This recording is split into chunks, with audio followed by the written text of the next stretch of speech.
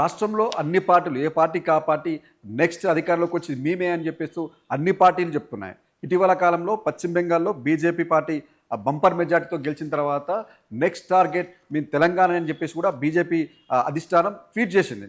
అయితే నెక్స్ట్ మేము తెలంగాణలోనే అధికారంలోకి రాబోతున్నాం, మేము అనుకున్న అన్ని రాష్ట్రాల్లో కూడా ఒక్కొక్క రాష్ట్రంలో అధికారంలోకి వస్తూ ఉన్నాం, మా నెక్స్ట్ టార్గెట్ తెలంగాణ రాష్ట్రంలోనే. ఆ తెలంగాణలో ఇప్పటికే అంటే తెలంగాణ ఏర్పడిన తర్వాత 10 ఏళ్ల పాటు బీఆర్ఎస్ పాలన చూశారు, ఆ తర్వాత ఇప్పుడు కాంగ్రెస్ ప్రభుత్వ పాలన చూశారు. ఈ రెండు ప్రభుత్వాల పైన ప్రజలు విరక్తితో ఉన్నారు.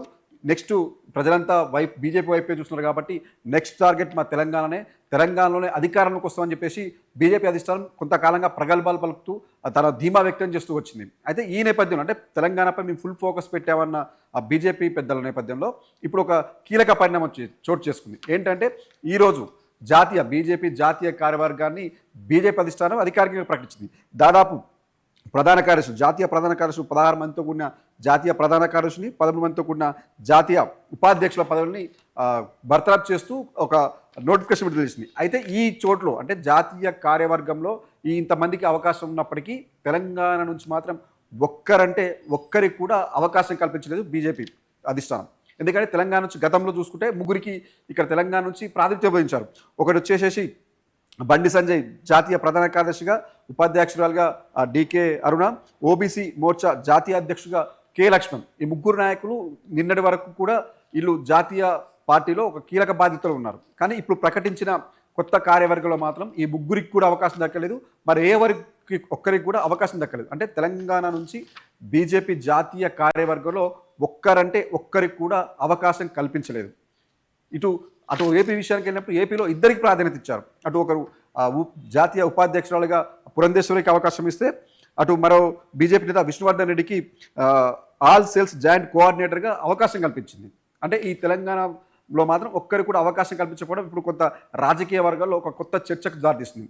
ఏంటంటే నెక్స్ట్ టార్గెట్ తెలంగాణ అని చెప్పిన బీజేపీ అధిష్టానం మరి ఎందుకు జాతీయ కార్యవర్గంలో తెలంగాణ నుంచి ఒక్క నేతను కూడా ఎందుకు ఎంపిక చేయలేదు అన్న ఒక ప్రశ్న అయితే అందరిలో వినిపిస్తుంది. ఎందుకంటే అంటే దాదాపు 8 మంది ఎంపీలు కావచ్చు, 2 కేంద్ర మంత్రులు కావచ్చు, చాలామంది సీనియర్ నాయకులు కావచ్చు, అటు రాజ్యసభలు కావచ్చు, చాలామంది నేతలు ఉన్నప్పటికీ ఒక్కరికి కూడా జాతీయ స్థాయిలో పార్టీలో హోదా కల్పించుకునే హక్కు అధికారం వాళ్ళకి లేదా, లేకపోతే వాళ్ళకి అవకాశం లేదా, ఒక్కరు కూడా అర్హులు కాదన్న సందేహాలు అయితే వ్యక్తమవుతున్నాయి. ఎందుకంటే బీజేపీ పశ్చిమ బెంగాల్ అధికారంలోకి వచ్చిన తర్వాత మేము నెక్స్ట్ అధికారంలోకి వచ్చేది తెలంగాణ అని చెప్తున్నప్పుడు తెలంగాణ నుంచి ఒక్కరికి కూడా ఎందుకు అవకాశం కల్పించలేదు జాతీయ కార్యక్రమంలో అన్న చర్చ అయితే ఉంది. అంటే నిజంగానే బీజేపీ పార్టీకి ఇక్కడ పట్టు సాధించాలనుకున్నప్పుడు, ఇటు రాష్ట్రంలో అధికారం రావాలనుకున్నప్పుడు ఈ రాష్ట్రం పైన ఫుల్ ఫోకస్ పెట్టాలి. అలాంటప్పుడు ఇక్కడ సంబంధించిన నాయకులకి కీలక బాధ్యత అప్పగించాలి. ఎందుకంటే మేము సెంటర్లో కూడా ఇక్కడ నుంచి మేము బాధ్యతలు అప్పగించాం, వీళ్ళంతా చూసుకుంటారని చెప్పుకోవడం కోసం అవకాశం ఉంటుంది. కానీ బీజేపీ మాత్రం తెలంగాణ నుంచి ఒక్కరు కూడా అవకాశం కల్పించకపోవడం కొంత చర్చనీయాంశంగా మారింది. అంటే బీజేపీకి తెలంగాణపై పట్టు ఇంకా దక్కట్లేదు, పట్టు దొరకడలేదని చెప్పేసి ఆ రాజకీయ వర్గాల్లో అయితే ఒక కొత్త చర్చ జరుగుతుంది. ఎందుకంటే మనం చెప్పుకున్నట్టుగా అధికారంలోకి రావాలన్నప్పుడు తెలంగాణలో ఇక్కడ జాతీయ స్థాయిలో కూడా ఇక్కడ నుంచి నేతలు ఉండాలి. ఉన్నప్పుడే ఇక్కడ నుంచి వాళ్ళకి కమాండ్ ఉంటుంది. ఇక్కడ ఏం జరుగుతున్న విషయాలు అక్కడ తెలుసుకోవచ్చు. సెంట్రల్లో అంటే బీజేపీ పార్టీతో అక్కడ మాట్లాడి రాష్ట్రానికి సంబంధించిన విషయాలను కూడా ఇక్కడ పరిష్కరించుకోవచ్చు. పార్టీ పరంగా కావచ్చు, ప్రభుత్వ పరంగా చేసుకునే అవకాశం ఉంటుంది. కానీ ఇక్కడ తెలంగాణ నుంచి ఒక్కరు కూడా అవకాశం కల్పించకపోవడం అంటేనే ఇక్కడ ఉన్న బీజేపీకి సంబంధించిన నాయకుడిని పెద్దగా లైట్ తీసుకున్నట్టుగా చెప్పుకోవాలి. అంటే ఎందుకంటే వీళ్ళకు జాతీయ స్థాయిలో అవకాశాలు ఇచ్చినప్పుడు ఇక్కడ ఉన్న నాయకులకు అంత గౌరవం దక్కింది, ఆ స్థాయిలో కూడా వీళ్ళకి పలుకుబడదని చెప్పేసి ప్రజల్లో కూడా ఒక నమ్మకం ఉంటుంది. కానీ అలా ఏం లేకుండా కేవలం అంటే రాష్ట్ర మాత్రమే పరిమితం చేస్తూ కేటాయించేసింది. అంటే ఒక్కరికి కూడా అవకాశం కల్పించలేదు. దీంతోపాటు అటు పార్టీ పరంగా వస్తే జాతీయ కార్యవర్గంలో ఒక్కరు కూడా అవకాశం ఇవ్వలేదు. అటు నిధుల విషయానికి వచ్చినప్పుడు కూడా ప్రతిసారి కేంద్ర ప్రభుత్వం విడుదల చేసిన నిధుల్లో తెలంగాణకు తక్కువ వాటా వస్తున్న విషయం కూడా మనం గమనిస్తూ ఉన్నాం. అంటే ఏ ప్రకారంగా చూసినా కానీ తెలంగాణకు బీజేపీ కొంత దూరంగానే ఉంటుందని చెప్పుకోవచ్చు. ఎందుకంటే దాదాపు వాళ్ళు ఎక్కడ గెలిచే అవకాశం ఉందో అక్కడనే ఫోకస్ పెట్టి అక్కడనే నిధులు ఎక్కువ ఇస్తూ కూడా అక్కడ అధికారం చేయించుకునే ప్రయత్నాలు చేస్తుంది. ఈ నేపథ్యంలో ఇంతకాలం పాటు మేము తెలంగాణలో అధికారానికి వస్తామని మా నెక్స్ట్ టార్గెట్ తెలంగాణ చెప్పినప్పటికీ కూడా ఇక్కడ ఏ ఫోకస్ పెట్టినా ఇక్కడ తెలంగాణలో మాత్రం బీజేపీకి చోటు లేదనే ఒక సంకేతం అయితే బీజేపీ అధిష్టానానికి కూడా వెళ్ళినట్టుగా తెలుస్తుంది. అందుకే అంటే ఇక్కడ అవకాశం లేనప్పుడు, దీనికి ఆ ఛాన్స్ లేనప్పుడు ఎందుకు ఇక్కడ మనం ప్రియారిటీ ఇవ్వాలన్న ఒక ఆలోచనతోనే బీజేపీ హైకమాండ్ కూడా కాస్త తెలంగాణ లైట్ తీసుకున్నట్టు కూడా కనిపిస్తుంది. అంటే కేవలం తెలంగాణ విషయంలోనే కాదు, మనం చూసినప్పుడు సౌత్ ఇండియా ప్రకారం చూసినప్పుడు కేవలం ఏపీకి చెందిన 2 నాయకులకు మాత్రమే అవకాశం ఇచ్చారు. ఒకరు పురంధేశ్వరి, మరొకరు విష్ణువర్ధన్ రెడ్డి.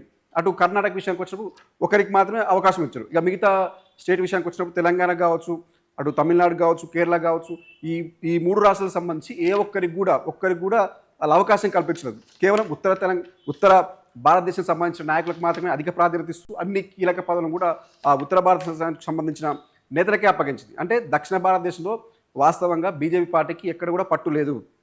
కేవలం ఏపీ విషయానికి వచ్చినప్పుడు అక్కడ జనసేన, టీడీపీ పార్టీతో పొత్తు పెట్టుకుని అధికారంలోకి వచ్చింది తప్ప మన మిగతా రాష్ట్రాలు అయితే ఎక్కడ కూడా దానికి పట్టు లేదు.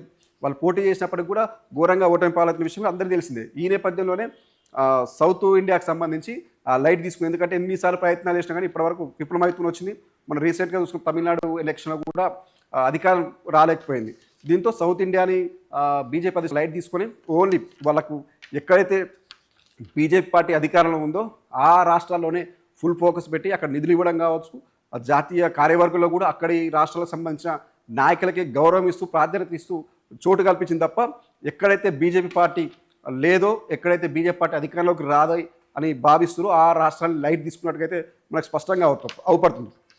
ఫర్ ఎగ్జాంపుల్ చూసుకుంటే ఇదే విషయం ఈరోజు ప్రకటించిన జాతీయ కార్యవర్గంలో ఒక్కరికి కూడా తెలంగాణ నుంచి అవకాశం కల్పించకపోవడమే తెలంగాణపై బీజేపీకి ఉన్న నమ్మకం కావచ్చు, అంటే గెలవలేమన్న నమ్మకం కావచ్చు, ఇక్కడ ఇచ్చి కూడా వేస్ట్ అనే ఒక వాళ్ళకు నమ్మకంతోనే వీళ్ళు బీజేపీకి సంబంధించిన రాష్ట్ర కార్యవర్గం నుంచి ఏ ఒక్కరికి కూడా జాతీయ కార్యవర్గంలోకి తీసుకోవడానికి మాత్రం స్పష్టంగా అర్థమవుతున్న మాత్రం రాజకీయ వర్గాలు అయితే ఆ చర్చ నడుస్తుంది. మరి చూడాలంటే ఇప్పటివరకు అయితే ఉన్న ప్రకటించిన కమిటీల ప్రకారం మాత్రం ఇప్పటివరకు అయితే తెలంగాణ నుంచి ఏ ఒక్కరికి కూడా అవకాశం కల్పించలేదు.